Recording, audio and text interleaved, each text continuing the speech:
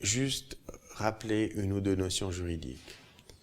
Le suicide n'est évidemment pas prohibé, selon le droit suisse. L'aide au suicide ne l'est pas non plus, pour autant que la personne qui porte assistance n'agisse pas pour des mobiles égoïstes. Ça signifie que des gens comme ceux d'Exit, par exemple, qui agissent de manière désintéressée, évidemment, pour venir en aide à leurs semblables, ne tombent pas sous le coup de la loi pénale et ne vont pas encourir de sanctions pour leur comportement, si tant est que les mobiles, encore une fois, soient pas égoïstes ou intéressés, bien entendu.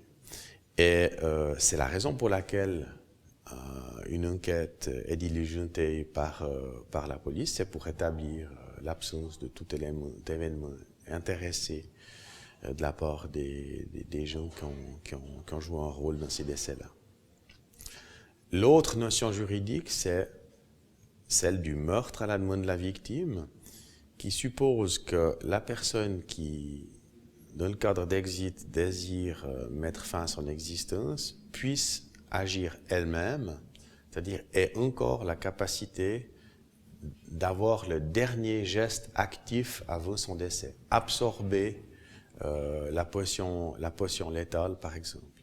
Dès l'instant que c'est cette personne-là qui agit de cette manière, évidemment, la personne qui prête assistance n'a pas de comportement actif, elle est à l'abri aussi d'une enquête pénale. La question va se poser différemment lorsque la personne est grabataire ou de l'incapacité d'absorber elle-même la potion létale. Dans ce cas-là, le droit suisse prohibe l'intervention du tiers.